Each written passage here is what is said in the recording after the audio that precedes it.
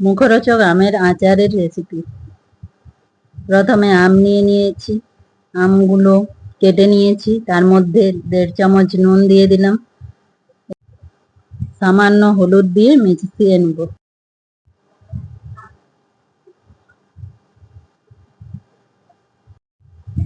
একটা জালি নিয়ে ওর মধ্যে আমগুলোকে শুকাতে রোদে 2 ঘন্টা রেখে দেব।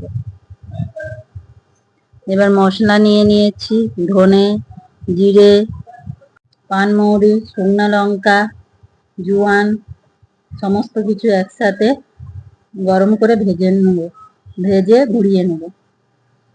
এরপর কাজু কিশমিশ নিয়ে নিয়েছি। তেল গরম হলেই এর মধ্যে 5 ফোড়ন, শুকনো লঙ্কা দিয়ে দেব।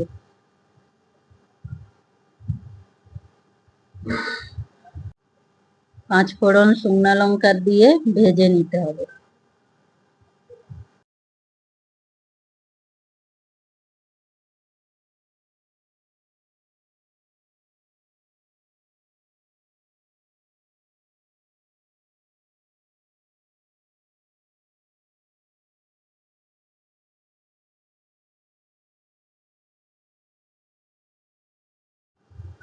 এবার আমগুলো দিয়ে দেব।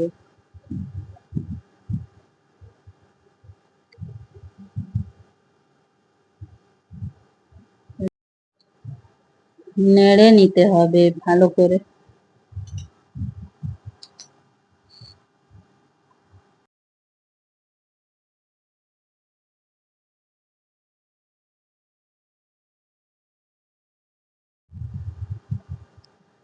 আমাদের আমগুলো হালকা হালকা লাল লাল গাগুলো হচ্ছে, তখনই কাজু কিশমিশ দিয়ে দিতে হবে। কাজু প্রথমে দিয়ে নেড়ে নেব, তারপরে কিশমিশ গুলো দিয়ে দেবো। কাজু কিশমিশ আম সমস্ত কিছু আরো ভালো করে নাড়াচাড়া করে মিশিয়ে নেব। এরপর পরিমাণ মতো চিনি দিয়ে দিতে হবে। চিনিগুলো সমস্ত কিছুর সাথে মিশিয়ে নিতে হবে।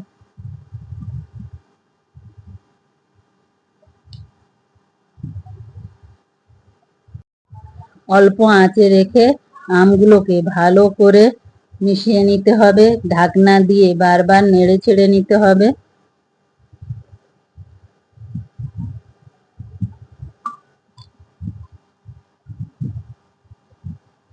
আবারও ঢাকনা খুলে ভালো করে নেড়ে চেড়ে নিতে হবে, যতক্ষণ না পর্যন্ত চিনি আম জেলি জেলি ভাব আসছে ততক্ষণ পর্যন্ত নাড়াচাড়া করতে হবে ঘন ঘন, যাতে কড়াইয়ের নিচে না লেগে যায়।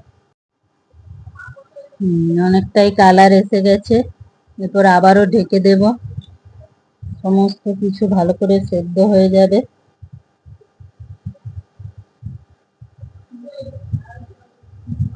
আবার ঢাকা খুলে ভালো করে নেড়ে চেড়ে মিশিয়ে নেব। আমের জেলি জেলি ভাব এসে গেছে এবং কালারটাও সুন্দর এসে গেছে।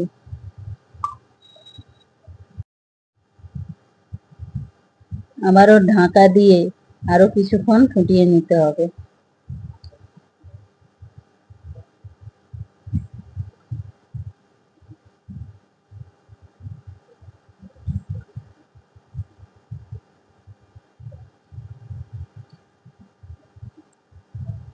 আবার ঢাকা খুলে এগুলো ভালো করে আবারও মিশিয়ে নাড়াচাড়া করে নিতে হবে।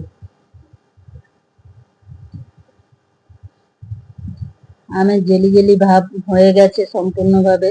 এরপর মশলাগুলো দিয়ে দিতে হবে, ভেজে রাখা মশলাগুলো দিয়ে এগুলো ভালো করে মিশিয়ে নিতে হবে। কিছুক্ষণ মেশানো হয়ে গেলে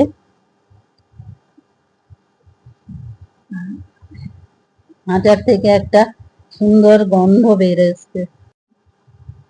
আরো কিছুক্ষণ ফুটিয়ে নিতে হবে, তারপরে গ্যাসের ফ্লেম বন্ধ করে দিতে হবে। এরপর ভিনিগার 1 চামচ দিয়ে মিশিয়ে দিতে হবে। এইভাবেই আমাদের সুস্বাদু আচার তৈরি।